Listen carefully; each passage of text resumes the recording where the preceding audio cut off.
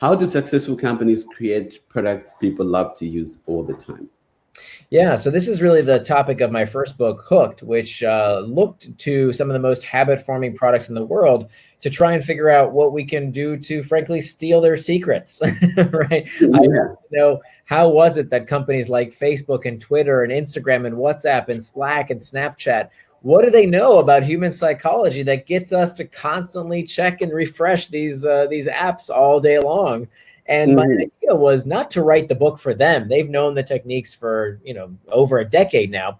My idea was, how do we take these techniques so that the rest of us, all of us, entrepreneurs, designers, product developers, investors, can use the same psychology that makes these products so sticky to build healthy habits in people's lives. And that's really what my book is all about. And so the idea is, what if you could design the kind of products and services that people use because they want to, not because they have to? Just the same way that we constantly check social media. What if you could use these technologies to build good habits in people's lives? And so that's what's really happened in the past 6 years or so since Hooked was published. Companies like, for example, Kahoot, the world's largest educational software company, uses the Hooked model to get kids hooked onto learning. Companies like Fitbod use the Hooked model to get people hooked to exercise. Companies like the New York Times use the Hooked model to get people engaged with local news. So there's all kinds of ways we can use habits for good. And there are really 4 basic steps to the Hooked model. It starts with what we call an external trigger, some kind of call to action. So it could be a ping, a ding, a ring, something in our outside environment that gets us to take the action. The action is the habit itself, and the action phase is defined as the simplest behavior done in anticipation of a reward. So it's something as simple as scrolling a feed, or pushing the play button on YouTube, or typing in a search on Google. These very simple actions done in anticipation of a reward. Then comes the variable reward phase, where there's something that gives the user what they came for, that scratches the user's itch, and yet leaves them wanting more. That's called the variable reward phase. And then finally, the last step of the Hook model is for the user to put something into the product that makes it better and better with use. So the idea behind a habit-forming product is that the more it is used, the more valuable it becomes. And that's really a dramatic shift from every other type of product out there. If you think about things that are made out of atoms as opposed to bits, my clothing, this table, everything in the physical world depreciates with wear and tear, right? It loses value the more you use it. But habit-forming products should do the opposite. They get better and better. They improve. They appreciate the more we interact with them. And so it's through successive cycles through these hooks, trigger, action, reward, and investment, through successive cycles through these hooks, this is how customer preferences are shaped, how our tastes are formed, and how these habits take hold. Which part of the Hook model do you feel startups get wrong most often? Most often is not considering using it in the first place, to be honest. The is that I think most entrepreneurs think, well, if I just build the best product, that's enough, right? That's old saying, if you build a better mousetrap, the world will beat a path to your door. That's not really true anymore. And it's not true because, look, I've seen it firsthand, that startup graveyards are full of companies that had the best product, the best technology. It's not enough. That having a great product is table stakes. That's, of course, you have to have a great product, but it's not enough. You also have to figure out how to capture the monopoly of the mind. It's the product you think of first. It's the first to mind solution that you turn to with little or no conscious thought out of habit. That's the product that captures the market. So the biggest mistake I see is that, product teams don't take just a few minutes, to ask themselves, if my product needs habitual use, if my product requires people to come back on their own and use the product out of habit. And to be clear, not every product does, right? If your product is used frequently, maybe it's a one-time use product, you don't necessarily have to form a habit. But if your product does need people to return in order for your business model to succeed, you've got to figure out how to build a hook into your product. So sitting down for just a few minutes, understanding what the hook model is, and then identifying what's your trigger, what's your action, what's your reward, and what's your investment, and does that hook occur frequently enough to build a consumer habit? That's the biggest mistake, is thinking that these companies got lucky, that Zuckerberg just chanced into creating Facebook. No, it didn't happen this way. Many people don't realize that Mark Zuckerberg, when he was everybody knows that he dropped out of Harvard, and that he was a computer science major, but they don't know, a lot of people don't realize he was also a psychology major.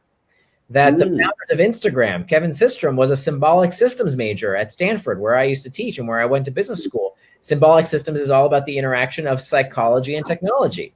That these people understand what makes you click and what makes you tick better than you understand yourself. That this is not an accident. It is very intentional. They understand consumer psychology and they apply it. And so we should do the same to help people build healthy habits in their life.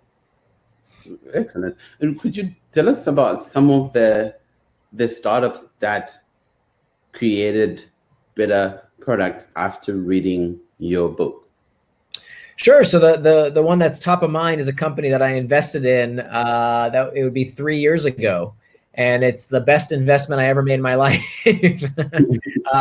So I do these weekly office hours, and people can call me from all over the world. And if someone, it's meant for people who have read the book and have some kind of question about one of my books, and they can book time with me in 15-minute increments for free. It doesn't cost anything. And so a few years ago, a company called me, and this founder by the name of Johan called me from Norway. And he said, we read your book, we read Hooked, and we have this idea for an educational startup.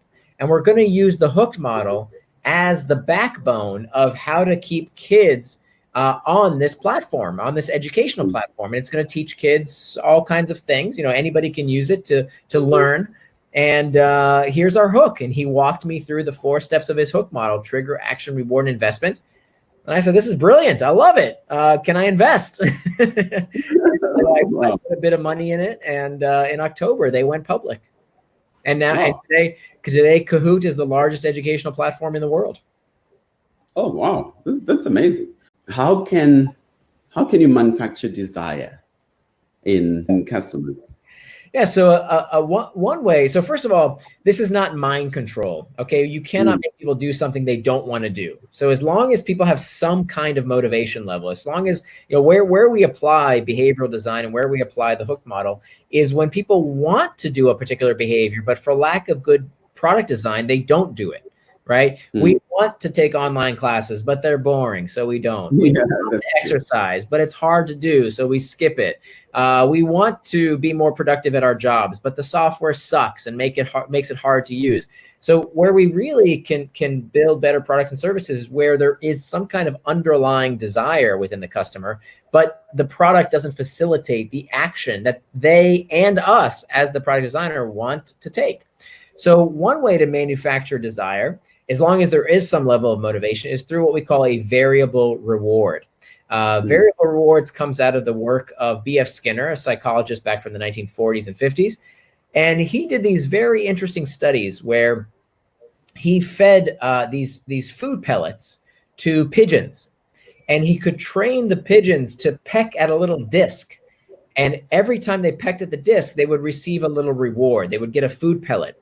So they would only do this if the pigeon was hungry. So remember, this is just like with people, you can't make someone do something they don't want to do. So if the pigeon was hungry, then Skinner could train the pigeon to peck at the disc whenever they were hungry, and they would get a food pellet. They would get a little treat.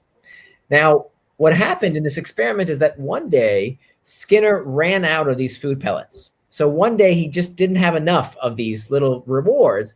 And so he couldn't afford to give it to the pigeon every time. He could only afford to give it to them once in a while. So what he did was he would give the food pellet to the pigeon, and sometimes they would peck at the disc, and he would give them a reward. And then other times he didn't have a reward. He didn't give them anything. And what he was surprised to discover was that the rate of response, the number of times the pigeons pecked at the disc, increased when the reward was given on a variable schedule of reinforcement. Right? When there was mystery, when there was uncertainty, when there was some kind of variability. And so what this tells us is that we see something very similar in all sorts of products today. When you think about a slot machine, right? Or gambling, There's this uncertainty around what's going to happen next, right? What makes gambling fun and engaging is the uncertainty, the variability. What makes watching football on TV fun? Why do we like watching this silly ball bounce around a grass field? Because there's uncertainty. Where's the ball going to go, right? Nobody wants to hear what happened last week's game. We want to know what's going to happen next with something that's uncertain, something we don't know the outcome of. What makes the news interesting? The first three letters of news is N-E-W, new. What makes social media interesting? It's that endless scroll of what are you going to find? What's going to be the next thing in your feed? Is it going to be an interesting video, a funny comment? How many likes does something get? There's all kinds of variability. So that uncertainty has been found in all sorts of products that make these kind of experiences more engaging and more habit forming by creating this desire to learn more. Brilliant. And I think reading your book, I just understood very well that what a lot of people say is the reward that people get, that people love to get, which they get almost like addicted to, so to speak. But it's more that variability that makes it, because if it's predictable, it becomes boring. Then we start looking for something else. Right. Just don't call it addicted. There's a big difference between addiction and habituation. So I did not call the book How to Build Addictive Products. I called the book How to Build Habit Forming Products, because an addiction is always harmful. The definition of an addiction is a persistent compulsive dependency on a behavior or substance that harms the user. So we would never want to harm the user. A habit is just a behavior done with little or no conscious thought. And we have bad habits, but we also have good habits. And what we want to do is to help people build good habits in their life. Brilliant. Great. Let's talk about, before we move on to Indistractable, can we talk about the action? What makes good action? How can companies and product designers improve the action step of the hook model? Yeah, so from a product design perspective, it goes back to what we call Lewin's equation, that a person's behavior is dependent on the person and their environment, that our environments play a very large part in what we do. And so by designing an experience as part of our environment, whether it's the architectural design of a building, whether it's the interface on an app or a website, designing an experience can elicit certain behaviors. And what we know is that the easier something is to do, the more likely someone is to do it. Okay, the easier something is to do, the more likely someone is to do it. So how can we make things easier? Well, this is what BJ Fogg calls the factors of ability, based on how much time, money, physical effort, how non-routine something is, how cognitively difficult it is to do. For example, this is a big one, cognitive load. If something is hard to understand, it becomes less likely for the behavior to occur. So what we want to do in designing the action phase of the hook is to shorten the distance between the recognition of the need and the reward. That essentially is the definition of technology in a nutshell. I don't care what the technology is, right? It can be the invention of the wheel or the iPhone. All technology does the same thing. It shortens the work. It shortens the distance between the recognition of the need and the satisfaction of that need. So the closer together you can bring those things by making the behavior as easy as possible to do, the more likely people are to do that action. Sometimes even just in the explanation of a product, there's too much cognitive load. What is this person talking about? Yes. I tune out, I'm gone. You know? So true. I hear it all the time, right? I hear it all the time in startup pitches.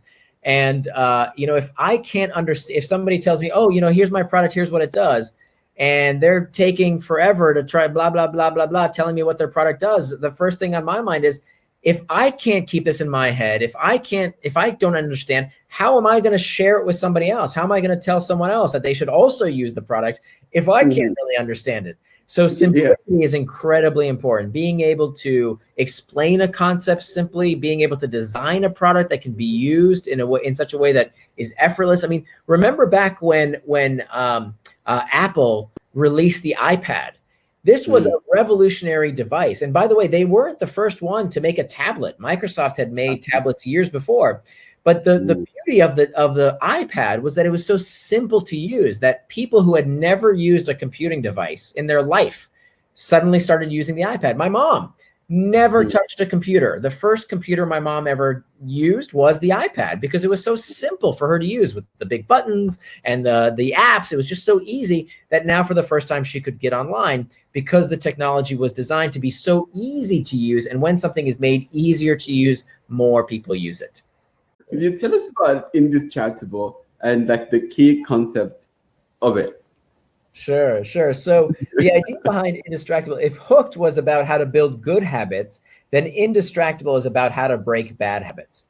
Because what we've seen is that, when we have a proliferation of so many good technologies that are so easy to use, that are so user-friendly, that the unfortunate byproduct is that sometimes we get distracted. Sometimes we go off track. And the least of our worries, if we're hearing a pitch and it's boring, that we use our phone. I actually don't think that's such a bad thing. Actually, when I first started doing public speaking, somebody would use their phone and I would get very offended. How dare you use your phone during my presentation? Now I actually like it because it gives me feedback. Oh, I'm boring. So I need to step up. I need to be more interesting to get their attention back. But that's fine. I think what's troublesome is not just the technology distraction. I think technology distraction gets a bad name. It's the first thing we think of. We think of Facebook, we think of Twitter, we think of Instagram, we think of TikTok as taking up too much of our time and becoming distractions. But turns out there's all sorts of distractions in the world. So what I wanted to figure out is how do we conquer all distraction, right? What happens when we're with our kids and instead of being fully present with them, we're watching the news on TV? What happens if we say we're going to exercise, but we don't? Or we say we're going to eat right, but we don't. We say we're going to do that work, that big project. We have to finish that pitch deck. We have to finish that proposal. And yet we procrastinate and we delay because we get distracted. So what I really wanted to do was to understand the psychology of all distraction, not just tech distraction, because I think the world is becoming a more distracted place. That if you think the world is distracting now, just wait a few years. Between virtual reality and augmented reality and who knows what other realities, the world is going to become more distracting. And so the people who will own the future are the ones who will be able to control their attention and choose their life, because there is no domain of your life that is not critically affected by your ability to sustain attention. Right? Whether it's your health, your physical or mental health, whether it's your relationships, whether it's the work you do, all of these things require you to be able to do one thing well at a time, require you to be able to control your attention and therefore choose your life. And so I think the world is bifurcating into two types of people. People who let their time and attention be controlled by others, and people who stand up and say, no, I am indistractable. I decide how I will spend my time and attention. And a lot of times people blame the triggers, the notifications, but then somebody said it's not too much. It's not information overload. It's filter failure. Yeah, that's certainly part of it. That, what I discovered in my 5 years of research and writing Indistractable is that there's two types of triggers. There's what we call the external triggers. So we talked about that a little bit with the first book around Hooked, about the pings and dings and rings, all of these things that are in our outside environment. But it turns out that most distraction does not begin from outside of us, but in fact, most distraction begins from within. And this is the cold, hard truth that many people don't want to face the fact of, that time management is pain management. Let me say that again. Time management is pain management. That it doesn't matter what life hacks or tips and tricks you use. If you don't understand what you are trying to escape with procrastination and distraction, you will always get distracted by something. So whether it's too much news, too much booze, too much football, too much Facebook, something will always distract you unless you understand what sensation, what emotion you are running away from. Whether it's stress, anxiety, fatigue, uncertainty, boredom. This is why we keep reaching for stuff, because we don't know how to deal with discomfort in a healthy manner. I think that's what's so powerful for me, that time management is pain management. And with that, like you say in your book, like observe what's going on before you overdo something. Right. So for instance, as startup founders, times like when you need to go 10 people tomorrow and just call them and ask them and get feedback about your product. But that's scary. Then you do everything else but that. Yeah, you know what you do. Here's the thing, right? You know you need to make those sales calls. You know you need to do those customer development calls, but that's hard, right? I don't want to do that. That's difficult. It doesn't feel good. So what do? We check email. We do easy stuff on our to-do list. We check Slack channels. We communicate with our teams. We call more meetings. Yes. The real reason we do that is not because that stuff is the most important thing to do. The most important thing is to make those damn sales calls. Right? That's right. The important thing. But instead, we distract ourselves by prioritizing the urgent at the expense of the important. That is death for your productivity. It's death for your startup, because it's not good enough to just do the easy stuff. It's not good enough just to do the urgent stuff. You have to do the important stuff.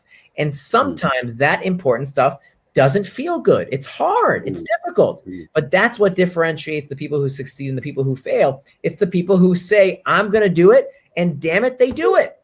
So that's why this is the superpower of this century, the power to do whatever it is you say you're going to do, no matter what. Brilliant.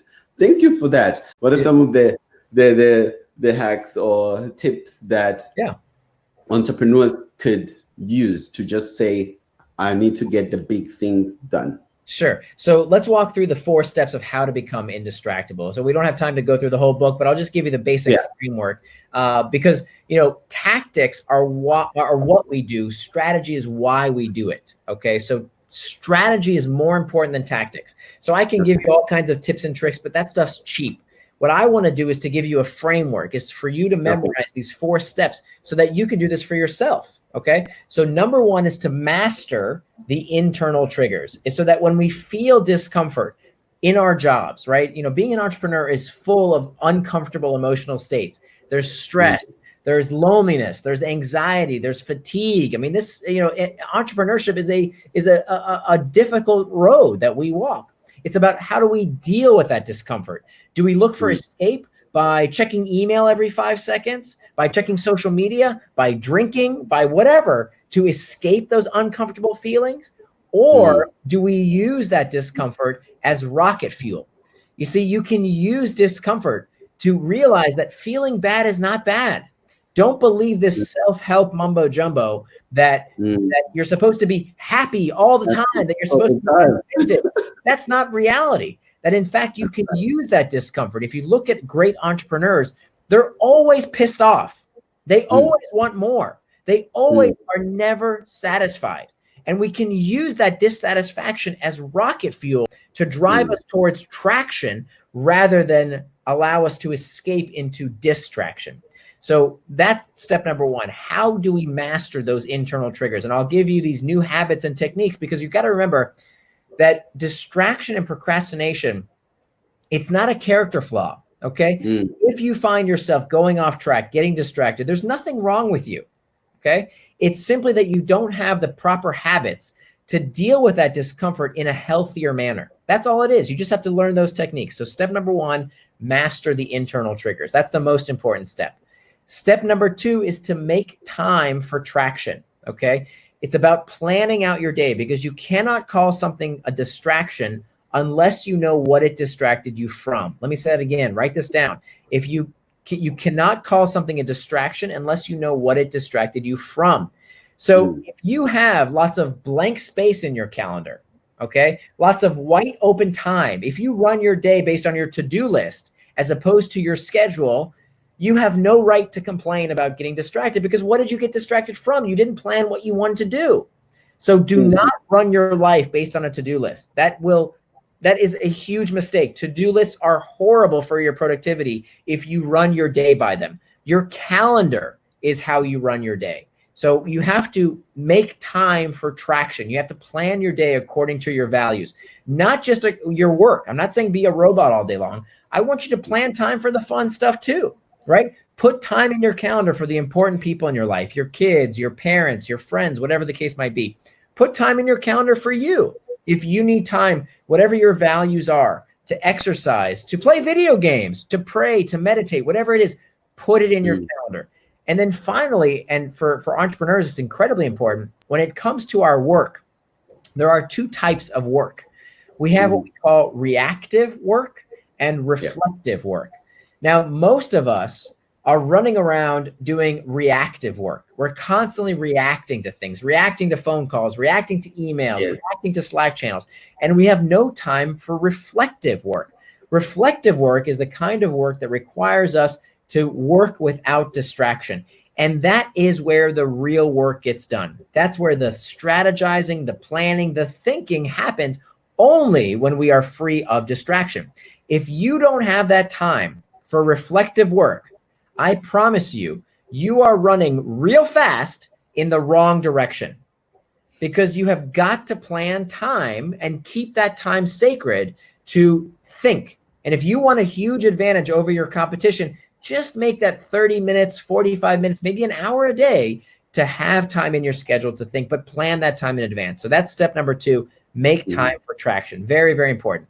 Step number 3 is to hack back the external triggers. So of course, taking care of the pings and dings on your phone, on your computer, that's easy. That's kindergarten stuff.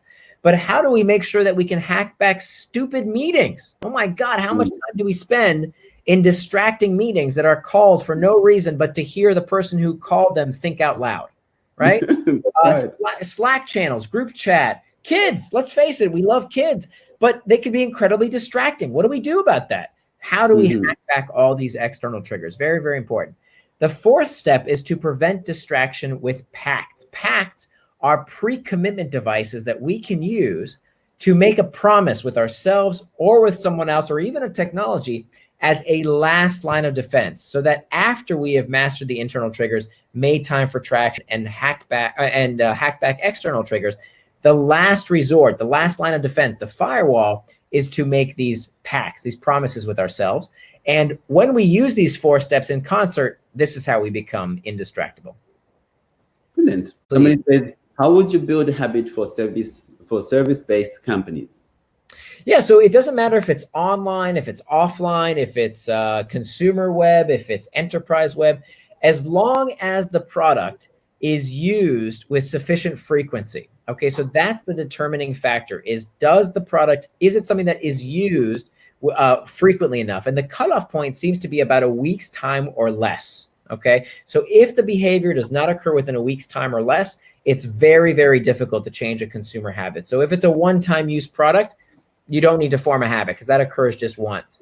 But for any product, a service, a product, it doesn't matter, online, offline, consumer web, enterprise, doesn't matter.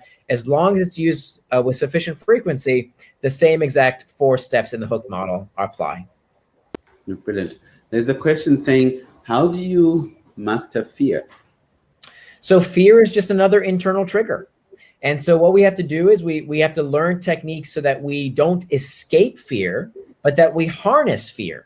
That it depends on how we I talk about in the book how we can reimagine the internal trigger. So in many people, when they feel fear, they think, oh, there's something wrong with me. I'm not supposed to feel scared. Like that's not, I must be weak. I must not be a real entrepreneur. I'm not very good at this. And they get down this rumination cycle that makes things worse and worse and worse. And of course, the worse they feel, the more internal triggers they experience. And so the more likely they become to do what? To look for more distraction. So that doesn't work. What works is reimagining the internal triggers, to have a different conversation with ourselves and realize that, look, feeling bad isn't bad. It's completely normal. If you're not fearful as an entrepreneur, you're not human, right? I don't know any entrepreneur who was never fearful. That's part of the journey. But how do we talk to ourselves when we feel that discomfort? Do we look for escape by checking Facebook so we don't have to worry about the work problems? Do we check email so we can feel like we're doing something as opposed to having to face this fear?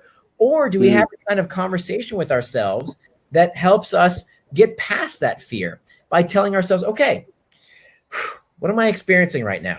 Okay, I'm feeling fearful. Where is that coming from? All right, this is what it takes to get better. This is how this is part of being an entrepreneur, is being uncertain. What can I do to make the uncertain more predictable? What can I look for in my life to bring more certainty to the situation, and harnessing that fear to drive us forward? So number 1, we reimagine the trigger. Number two, we reimagine the task. We can actually find ways to learn to play any task, not necessarily to make it enjoyable, but to harness our attention so that even the stuff that's difficult, that we don't really want to do, making those sales calls, we can actually learn to make them something that captures our attention. And I talk about exactly how to do that in the book. And then the third thing we can do is to reimagine our temperament. We have to be very careful about how we talk to ourselves. You know, many of us, especially entrepreneurs, we beat ourselves up, right? We tell ourselves, oh, we're not good at this, or I don't know if I'm cut out for this. We talk to ourselves in a really mean way. I used to certainly do this at my two companies, and it will constantly worry of whether I'm good enough for this. And instead, what studies find is that people who give themselves self-compassion are actually much more likely to accomplish their long-term goals. How do we cultivate self-compassion? We talk to ourselves the way we would talk to a good friend, okay? So when you feel fear, what I want you to do is to ask yourself, not what should you do for you, but what would you do for somebody else? A good friend. Let's say your best friend came to you in your exact situation and they told you from the heart, I'm scared, right? I'm fearful. What would you tell them? And when we find that we talk to ourselves like a good friend, as opposed to treating ourselves with contempt and beating ourselves up and telling ourselves we shouldn't feel fear, that attitude of self-compassion and talking to ourselves like a good friend turns out to be a much more psychologically healthy way to cope with that discomfort. Brilliant. There's a question saying, how do you master fear? So fear is just another internal trigger. And so what we have to do is we have to learn techniques so that we don't escape fear, but that we harness fear. That it depends on how we I talk about in the book how we can reimagine the internal trigger. So in many people, when they feel fear, they think, oh, there's something wrong with me. I'm not supposed to feel scared. Like that's not, I must be weak. I must not be a real entrepreneur. I'm not very good at this. And they get down this rumination cycle that makes things worse and worse and worse. And of course, the worse they feel, the more internal triggers they experience. And so the more likely they become to do what? To look for more distraction. So that doesn't work. What works is reimagining the internal triggers, to have a different conversation with ourselves and realize that, look, feeling bad isn't bad. It's completely normal. If you're not fearful as an entrepreneur, you're not human, right? I don't know any entrepreneur who was never fearful. That's part of the journey. But how do we talk to ourselves when we feel that discomfort? Do we look for escape by checking Facebook so we don't have to worry about the work problems? Do we check email so we can feel like we're doing something as opposed to having to face this fear? Or do we have a kind of conversation with ourselves that helps us get past that fear by telling ourselves, okay, what am I experiencing right now? Okay, I'm feeling fearful. Where is that coming from? All right, this is what it takes to get better. This is how this is part of being an entrepreneur, is being uncertain. What can I do to make the uncertain more predictable? What can I look for in my life to bring more certainty to the situation, and harnessing that fear to drive us forward? So number one, we reimagine the trigger. Number two, we reimagine the task. We can actually find ways to learn to play any task, not necessarily to make it enjoyable, but to harness our attention so that even the stuff that's difficult, that we don't really want to do, making those sales calls, we can actually learn to make them something that captures our attention. And I talk about exactly how to do that in the book. And then the third thing we can do is to reimagine our temperament. We have to be very careful about how we talk to ourselves.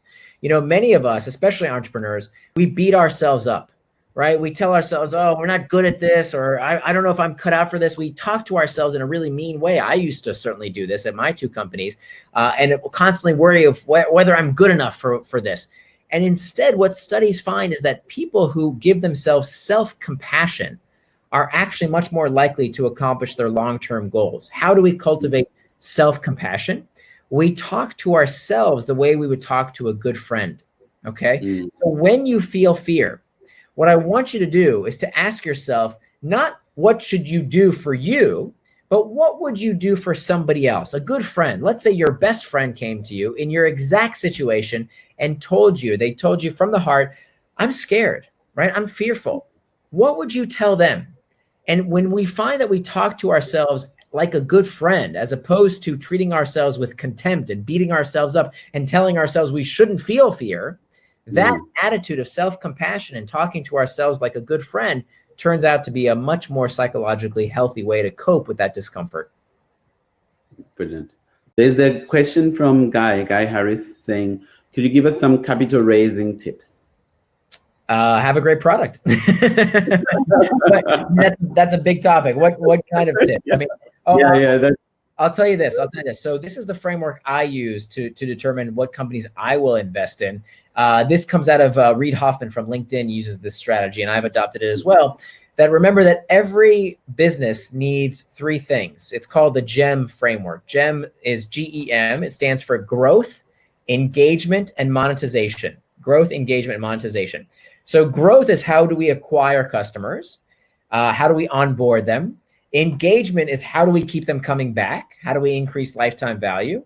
And monetization is how do we sustain the business, right? Finally, how do we make money on it? Now, what I look for in a startup is 2 out of the 3 with a plan for the third, because very few startups have all 3. That almost never happens. But I want to know, how will you do that? So typically it's growth and engagement that matter most. And then monetization, I want you to have some kind of plan for. But if you can show me that you have an awesome growth strategy, a trajectory that you're already on, and most importantly, my area of expertise, the kind of companies I invest in are companies that require habits. So if you can show me, look how engaged customers are with my product, people who use my product are using it 4 or 5 times a week. Awesome. That means that you built some kind of habit with the product. So that's what I look for, and some kind of monetization strategy. At some point, how will you monetize? So that's basically what I look for in a pitch is growth, engagement, and monetization. Brilliant, thanks. There's a question from VJ who say, how do we build on being indistractable in the new normal with so many distractions working from home, including having children around? So, tell me about it. Yes, absolutely. So I think that these days, because we are working from home, the need to become indistractable is even more pertinent. One, we have so much more uncertainty and fear and stress and anxiety in the world, right? There's now another thing for us to worry about. The world was distracting before. Now it's even more distracting because of all these internal triggers. The second thing that's happened is because we are working from home, we don't have the structure that we used to have. And it turns out that freedom, in fact, comes from structure. That when we don't have structure in our day, when we don't have some kind of guideposts of, okay, wake the kids up, get them to school, go to the office, without that kind of structure, it drives us crazy. We need some kind of structure. I just read an article the other day about how Google is seeing search queries for the search term, what day is it, is at record rates, right? Like people are typing in, what day is it, like never before, because everything runs together. We can't keep track, right? So we have to bring back that structure. This is why I'm such a proponent of time box calendars. And I'll drop in a link here for a free tool I built to help anybody make a time box calendar here in just a second. But that's absolutely critical as well. Now, when it comes to working from home specifically, now that we have our kids around, and look, kids, they're wonderful, but they can also be a distraction. So if you are a parent working at home and you have little ones, I'm going to give you a life-changing tactic here, okay? This is amazing, okay? It's very simple, but very effective. Now, this only works for kids who are, 5 and over. Under 5 years old, you really need someone to be there full time, right? Under 5 years old, you need full-time supervision, whether it's you or somebody else. They're too young for this tactic. But if you're like me and you have an 11-year-old daughter at home, here's what you do.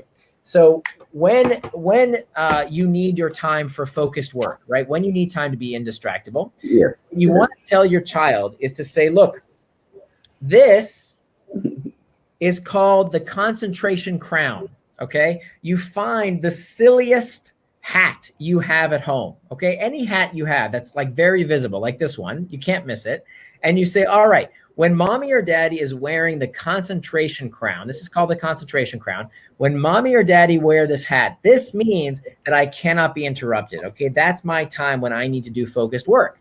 So whenever mommy or daddy wear this hat, please don't interrupt me. And then you show them your schedule of, I'll get back to you at this time on this schedule, okay? So we're gonna have lunch together, we're gonna have playtime later, it's on the schedule. But when you see me wearing this hat, that means I cannot be interrupted. And it works like a charm. You would not believe how effective it is, this concentration crown. By the way, it also works really well with spouses, just so you know. Yeah. It's a very, very effective technique. So find the silliest hat you have and talk to your children about the concentration crown. Very, very effective. Excellent. I think that's really, really good. And also for us in our culture in Africa it's difficult to tell somebody no, not now. And then people almost feel that when the phone rings, you must answer it. It's like when you say, don't distract me, like you're not being nice. Yeah. What are some of those like just around phones? Because like phone, you go through, email, you wait. Yeah. People would answer to say, hey, I'm in a meeting. Like, why not wait? Drives me crazy. Okay, so a lot of it is about inoculating ourselves with what we call social antibodies, right? That people can learn new ways of doing things, right? So, I remember when I grew up, and I grew up in the 1980s. I remember in the 1980s that when people came over to our home, we had ashtrays in our house. Okay, my parents didn't smoke, and yet we had ashtrays in our living room. And because back in the 1980s, when someone came to your house, they would just light a cigarette and expect you to have an ashtray. They didn't care if you smoked or not. Today, can you imagine if someone walked into your house and just lit up a cigarette? Right? That would be unconscionable, right? Of course, they would ask you at least to see if you're a smoker, and most of the time they would just go outside, right? Well, what changed? Is there a law that says people can't smoke in your home? No, there's no law that people can't smoke in a private residence. Of course not. What changed was our culture. We inoculated ourselves with social antibodies to say, no, that's a rude behavior. We don't do that anymore. Okay, not because of some law, but because of our customs, right? So this is why the book is called Indistractable, because this is a moniker. This is an identity, just like being a non-smoker or a vegetarian or whatever it is. It's an identity. It's who you are. And so by becoming indistractable, you're setting an example for others to say, look, I control my attention. I control my life. I'm not controlled by every ping or ding or ring. I decide how I will spend my time because that's how I want to live my life. And the same thing that happened with smoking will happen with all of these other distractions. The good news is, number one, we're not all addicted, right? We're not smoking Snapchat here, right? It's a behavior. It's not something that's entering our bloodstream. And two, our very technology comes with the tools to put this stuff in its place. For example, everybody's phone today comes with do not disturb while driving. Okay, It's a little button. You hit it, and every time someone calls you or sends you a text message, when you have time to do your focused work, when you are indistractable, they will get an automatic reply that says, I can't talk right now, but if this is urgent, text me with the word urgent. This is free on everybody's phone. All we have to do is use it. It's right there. So you don't have to pick up the phone and say, I'll call you later. The technology will automatically send that message that says, I will call you later without interrupting the meeting. Right? That's right. And if it's urgent, if it's really urgent, oh my God, your house is on fire, you have to call me. They'll text you the word urgent, and then the message will come through. I've used this for like 5 years now. Nobody's ever texted me with the word urgent because they know it'll wait. He'll call back. Brilliant. I love that. And even just the feature of just do not disturb. I've got mine automatically on from say 10 p.m. to 9. Like, don't call me before 8, for instance, and then someone says, but what if there's an emergency? What type of emergency? I'm not the police, I'm not an ambulance, I'm not a doctor. Yes. And the nice thing about do not disturb while driving is that you can change the message. You can customize it to say, I'm indistractable right now, but if this is urgent, okay, if it really I agree with you. Like, what do they need that's so urgent that they can't wait an hour for? But let's say, you're in sales or you're, something, a big deal's about to come through. No problem. If they text the word urgent, then the message will come through. And then you'll know that it's something that, oh my God, I have to drop everything for. Yeah. And most of the time, actually, it's an irrational fear. When people say, well, what if it's urgent? What if somebody needs me? That's actually an excuse for not wanting to do the work. That's what you're right. And keeping the phone on when you don't want it on. For instance, one of the most, something that just never made sense was having your phone on at night and getting upset when messages are coming through. So somebody says at 3 in the morning, what if somebody died? Say, oh, if somebody's dead, it's not an emergency. You're going to bring them back to life at 3 in the morning? You're like, oh, you're dead. We can wait. Sleep. Yeah. Then we'll do it tomorrow. The insanity there is that for that fear of maybe somebody might need me, we hear Facebook and Instagram and WhatsApp all night long, and it destroys our sleep. I mean, if you want to know why there is this mental health crisis right now, it's not the technology. It's that we're not sleeping. It's that all of these pings and dings are interrupting the most important thing you can do for your mental well-being, which is proper rest. Do not sleep with your cell phone. Sleep with your partner. Don't sleep with your cell phone. Put your cell phone outside when you sleep. The bedroom should be a sacred place, okay? It's not for sleeping next to your device. Yeah. And interesting enough, I was reading one stat that was talking about people using their phone like first thing when they get up, but also people using their phone while making love. And other people just check their phone. Really? But there's that. I don't know. Yeah. There's so many crazy things. I think that we are learning how to adapt, and this is nothing new, right? People have always done this with every new technology.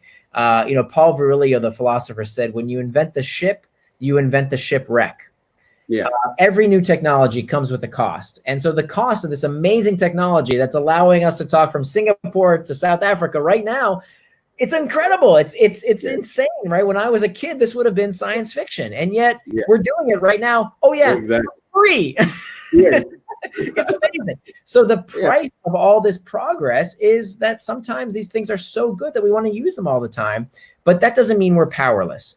That just like ships, because we got shipwrecks doesn't mean we stop sailing ships. No, we made ships better, right? Yeah. And so that's your job. As all the entrepreneurs out there listening right now, your job is to invent the next generation of technology to fix the last generation of technology. Just like we didn't stop sailing ships, we made them safer, we made them better. When was the last time you heard about a shipwreck? Almost never.